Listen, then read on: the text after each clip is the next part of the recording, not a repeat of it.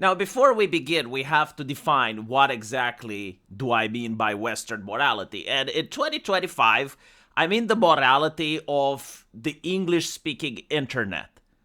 And this one is being enforced by terms of service, by social media, and even by netizens themselves who will flag, report, or will act outrage if you behave in any way that's different than what the mainstream morality is like.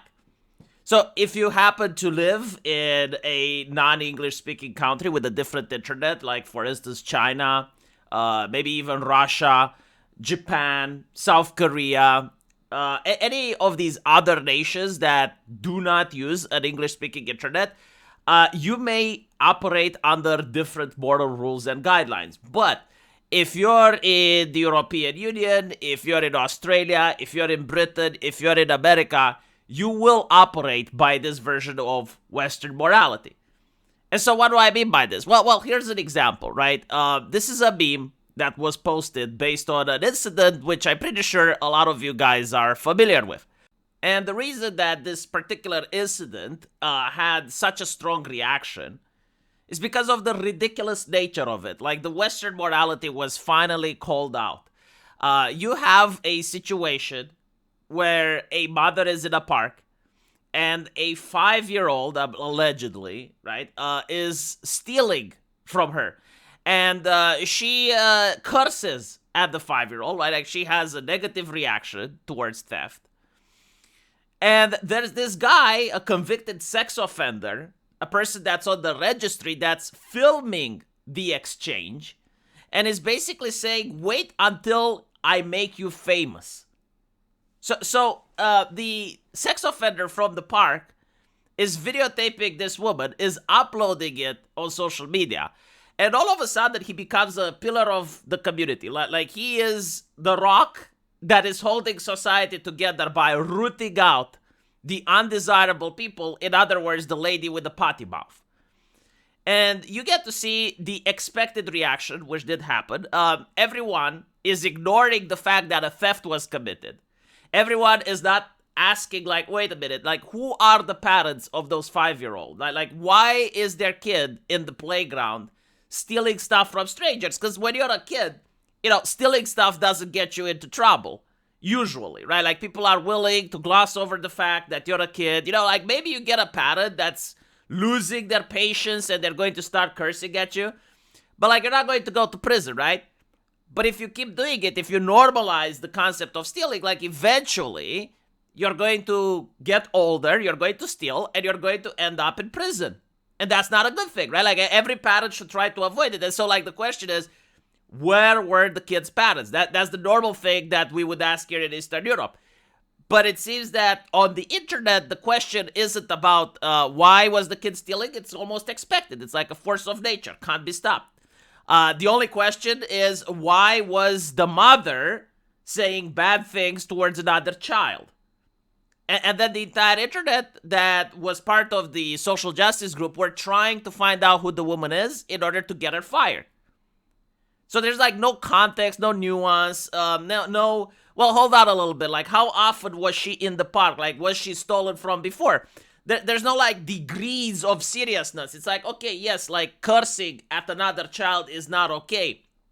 But at the same time, is it causing a catastrophic societal failure like theft is? Like having children going around in parks and stealing.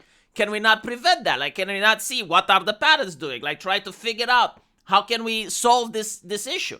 No, like, the justification that people had is like, well, bad word was said, right? So now we need to ruin her life. And so this is why the whole thing went viral. And it's also a joke on the fact that this is made by Disney, right? Like, it's satirical because Disney is now the Catholic Church of the Western morality. Like, they constantly release movies that try to push social justice. So, like, in this joke, right, in this alternative universe, it's like, well, what if Disney did it, right? And so many people get it, right? Like, this is why I got more than 2,000 likes within a couple of minutes. But now you have another individual, right? Which you can't really tell if it's a leftist or a right-winger. I will assume it's a leftist just for the sake of it, but like they're using the same language, they're using the exact same buzzwords, right? Like glorifying, right? Like glory, glory unto the pagan witch who screeched slurs at a 5-year-old, which is quite the take. So have you heard this expression before, right? Like glorifying bleh? It is quite a take, or that's a yikes, that's a big, if you're on Twitter, you will notice that even some right-wingers are starting to copy it. They're copying it because they grew up with it, right? Like, this is the shaming culture. You're basically being corrected. You're being told that it's not allowed. And so, I generally thought about it because I noticed that now this type of behavior is not tied to an ideology. Like, I've seen people on the left do it, people on the right do it, apolitical people do it. Simply, they grew up with it. They saw that it's working, and they're copying it, right? So tell me if this doesn't sound familiar. And I guarantee to you, right? Like, I guarantee to you, not all people on earth think this way. Like it is a very specific way of thinking that when you see it, you recognize it as foreign if you live in Eastern Europe, if you live in Japan, if you're Chinese, probably even for people in India or Brazil, right? Like, this is not the way that our parents raised us. Now, I don't know, like, specifically where it comes from, but it's on the internet, and it predates the internet. The belief in moral superiority, right, believes in the inherent righteousness of Western values, often preaching them as universal truths, while dismissing other cultural perspectives. Now, the reason I say that this is before social justice is because this is the mentality of the Bush era, especially in regards with things like democracy. Like the idea that every single person on planet Earth, no exception, should embrace democracy. Even in cultures where when you allow people to vote, they still vote Sharia. And so this causes a glitch. It doesn't mean that, okay, well, maybe those people genuinely want to live under Sharia. Like maybe that's the way they want to have their life. No. It is the moral duty to intervene, even militarily, if necessary, to go into their countries and force them to live based on our way, because we have the moral absolute clarity and can dictate to every other human being on planet Earth how to live their life. Like, we can't just live and let live. We can't just create our own community and live by our own values. We have to bend humanity to our will, even people outside of our community, right? I want you to understand, this is not how Eastern Europe thinks. This is not how people in China think. This is not how people in India, Brazil, or other places think. It is a specific way of thinking, mostly mostly in extremist communities. This is the communist way of thinking, basically.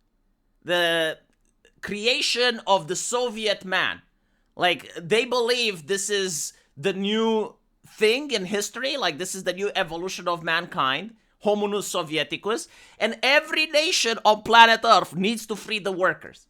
Like, they believe in this moral absolutism. Their way is right. There is no other way that can compete with them. And it's their duty for the workers of the world to unite. Now, again, this mindset is not particular to an ideology. Like, I even see it recently where you have certain people on the internet claiming that there is such a thing of moral absolutism, like when it comes to religion, right? Now, there is different interpretation of moral absolutism between the internet way of thinking and the orthodox way of thinking. Like, the orthodox way of thinking believe in moral absolutism in the fact that God made man in his own image, and therefore every single man has the ability to love, to reason, to be empathetic, to be compassionate. That is moral absolutism. But what I see on the internet is people believe that there is a cheat code to life, a list of do's and don'ts, and this can actually apply to every culture throughout time, throughout geography. Like, the Chinese can live under this code, the Asians can live under this code, the Russians can live under this code, regardless of their tradition, their culture, their family units, their beliefs, right? Like, you can just force them under these codes and they will have like a good life, which goes against human nature. Like, at no point throughout the existence of mankind was one ideology capable to go around the globe. What this thing does is it creates constant conflict. People burn out by doing constant conflict. You cannot go through life arguing with people in perpetuity and creating constant chaos and lack of cohesion wherever you go, and expect to have your movement last for more than 10 years. This is literally what happened with social justice, right? Like, they did the same thing. They believed in absolute truth, that social justice can exist everywhere on earth. They exported, what we call the global homo empire everywhere. But then it burns out. Like, people get fed up, especially people that have different tradition, different values, are outside of your community, have no interest in integrating, are looking at your community and they don't see anything of value, right? Like, they're looking at the utilitarian point. It's like, okay, but what are you producing? What type of people is your culture producing? How do they behave? How do they act? And when people get abhorred by the way you behave and you act, it's like, well, why would we import your culture? Your culture is creating assholes. No, I'm going to stick with mine, right? So this aspect of moral superiority, it's not wrong for people to believe that their culture is better. It's not wrong for people to believe that their way of life works. But it is wrong to believe that what works for you is going to work for every other human on earth. Because the reality is people are different. And the reality is people are shaped by various factors. Like, for instance, their family, their upbringing, their culture, how they got to that point, even their geography, right? Like, for instance, the ideology of libertarianism, of small government.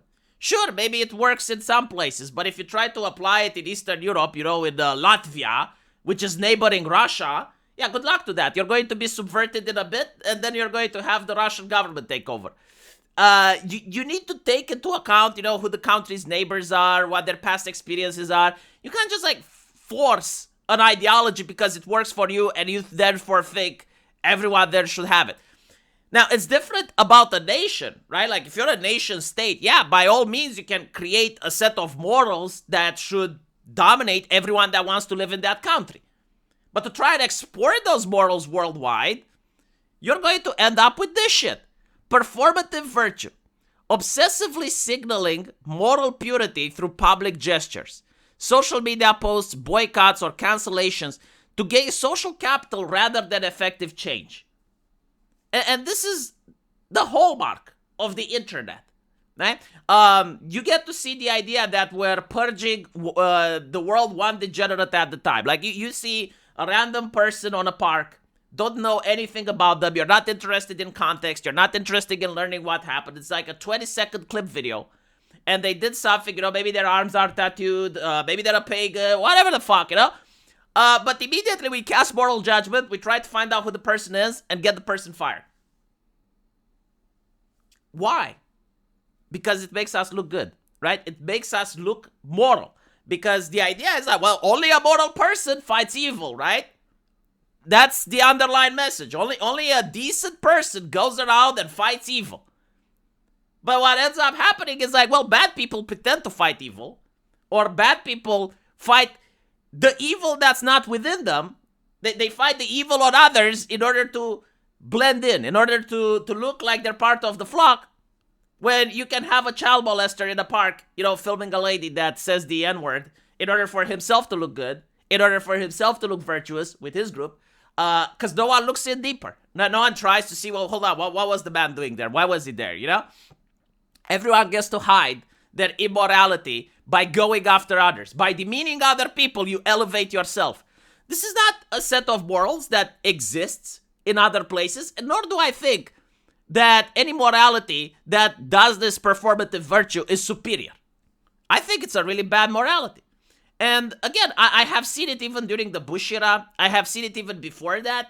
Like, people just playing with the group. They don't care what is true. They don't care, is this actually going to save society? No, what they do care is like, how are my peers going to view me if I do this?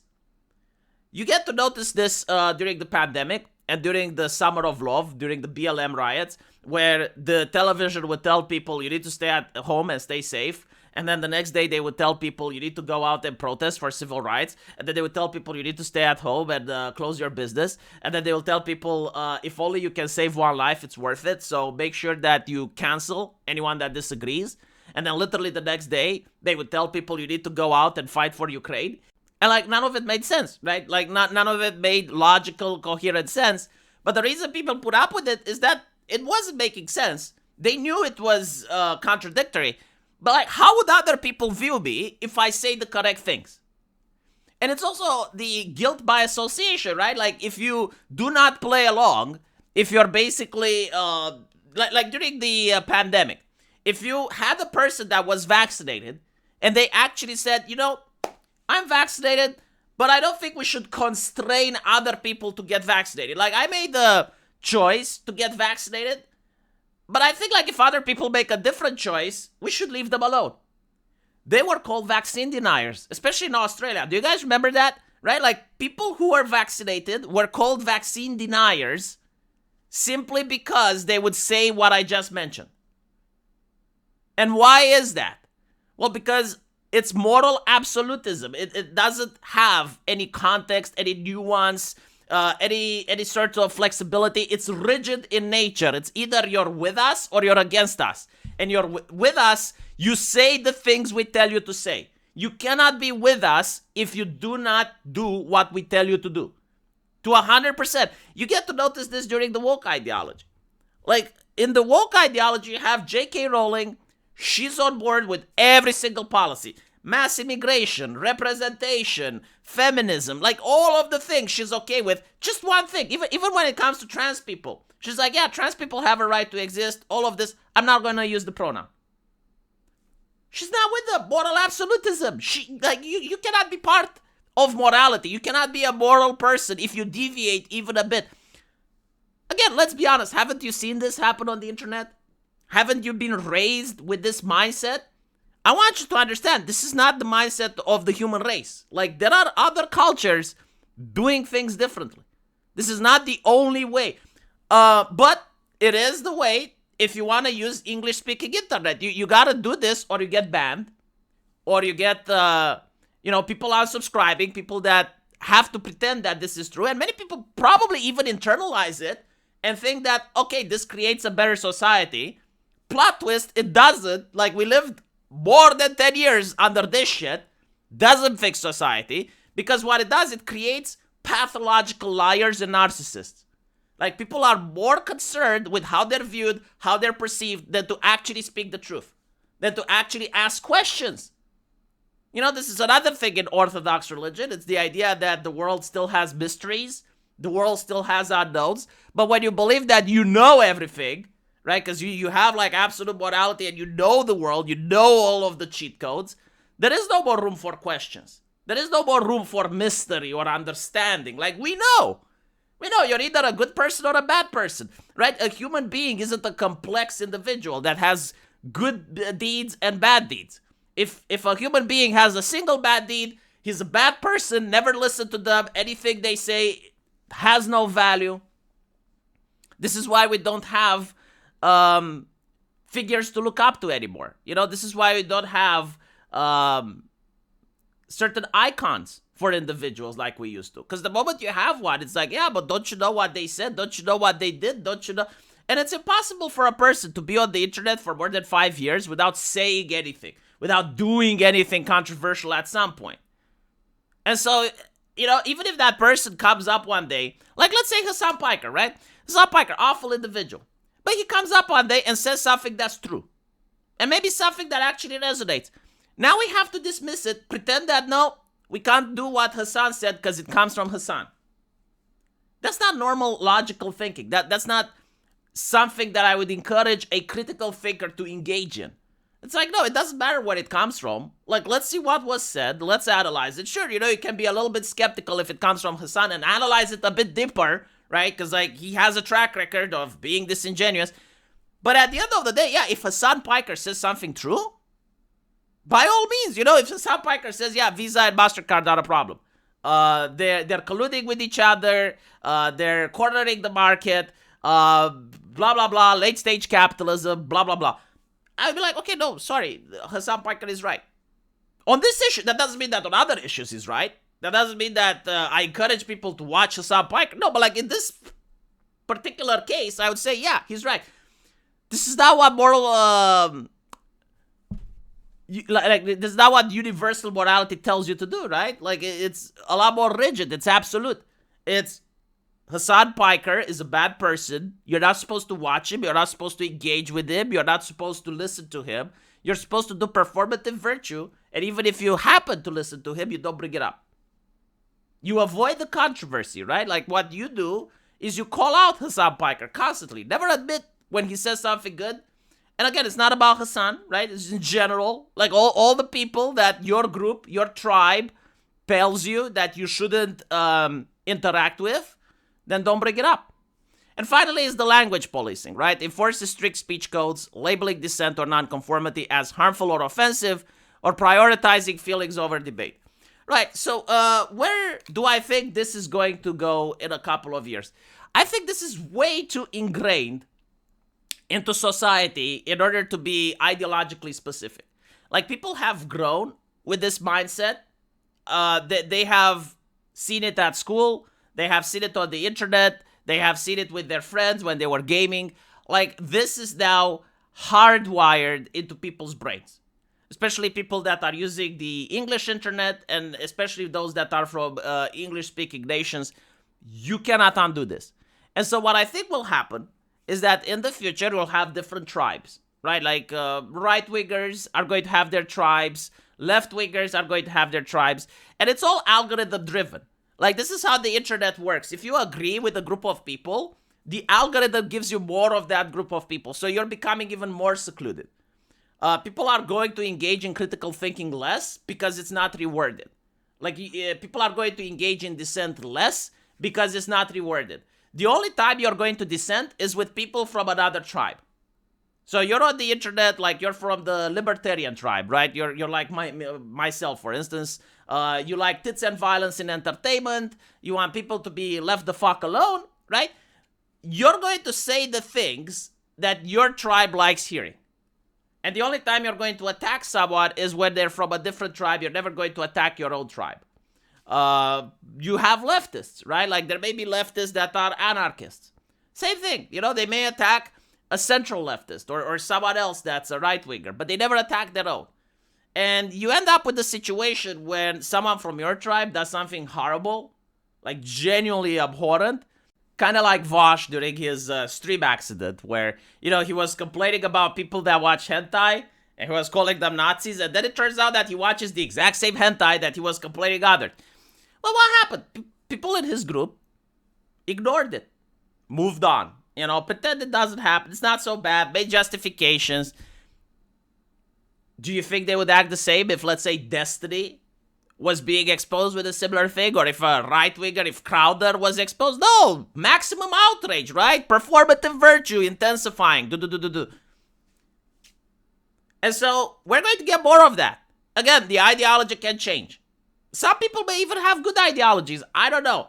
I don't think there is such a thing as a perfect ideology. I don't think it exists on planet Earth, like an ideology that can work for everyone, every nation, every culture. But unfortunately, we will have people pretending that that exists.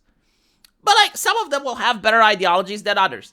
Still, they will behave in the same way. They will behave that their ideology is superior to all others. It's not an ideology that can work for this people in this time period, or it's useful for this case. No. It's going to be like, my ideology is better, period. Performative virtue and language policing. So your kids are going to raise up like that. The disadvantage, again, this is very profitable for the internet. It drives outrage. It drives click. It's very profitable for certain politicians to push legislation because they go unchallenged. You can run a nation with this, right? Like, a single nation can run with like a strict code of rules. This is what we do. Shut the fuck up. Don't question it. You can't run the world with this, though. You can't run the internet with this. I mean, you can, but it's very taxing at the mental level. It's very inefficient. It's not good for people. Destroys critical thinking. the internet is run for profit, so it's not going to create good cultures, it's just going to extract wealth. And most importantly, people are going to get burned out. No one likes to be in this constant language policing, performative virtue. Human beings aren't built for constant mental conflict, nonstop. Like, there needs to come a time where you agree, okay, this is how I do things, but there are other people that do things differently. How can we make it work? Like, we're sharing the internet, right? We're not sharing the same neighborhood. We're not sharing the same household. We're just on the internet. I like certain things that other people hate. Other people like things that I hate. How do we get along? How do we manage to not be at each other's throats constantly, because it doesn't change the internet at the end of the day. It just drives clicks and engagement. Will people come to that conclusion? Extremely unlikely, especially because it's not something that corporations want. Like, corporations want engagement, right? Like, they want people spread in different tribes and having different identities and whatnot. And so they're not interested in people getting together. And as such, this is how your kids are going to live. Probably a lot worse than we have now, because the algorithms are constantly changing. They have teams of psychologists in order to ensure that this is the case. And the only thing you can do is to teach your kid as a parent to know how to not take the bait, to understand what the culture is demanding of them, and to know how they should control their emotions, not get overly excited, do not participate in this shit, right? Like, if you need to be part of a group, every person needs to belong somewhere, right? Try to avoid language policing. Try to listen to dissenting opinions. Do not partake in this type of behavior. And I guarantee to you, behind closed doors, people will respect you more. People do not respect the moral crusader that is crusading 24/7. Like, that's fake respect. That's for engagement, that's for clicks. But in reality, even religious people do not like when they see a hyper-religious folk next to them just spewing Bible quotes at every single family dinner, casting moral judgment on every single family member, right? You also don't see this happening with the left. Like, the left doesn't like the person that's hyper-woke and is constantly condemning, constantly speaking in buzzwords. On the surface, they smile, they nod, yes, of course, right? But behind closed doors, they stop inviting that person to parties. They stop associating with that person. Even HR is not going to take the zealot. So that's my advice, teach your kids not to become zealots. Like, of course they need to be moral. Of course they need to have a thing, but they need to believe in something that they actually preach and something that they actually do. Like, do not pretend to believe in something that you don't, right?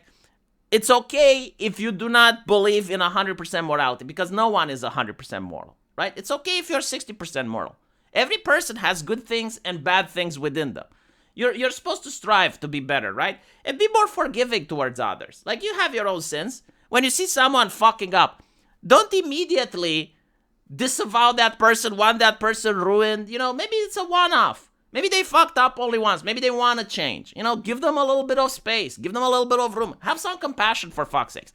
I noticed that there's no more compassion and empathy on the internet, and no one is worried about that. Like, these are the values that we even have. And again, it's regardless of ideology. There's no compassion on the left. There's no compassion on anything on Twitter, right? Like, when someone is getting cancel culture, like, zero mercy. Which is fine for a while, but do you see people acting this way 10 years from now, 20 years from now? Wouldn't that be a shame? I'm actually curious what you guys think about it, and I want you to tell me in the comment section. Take care.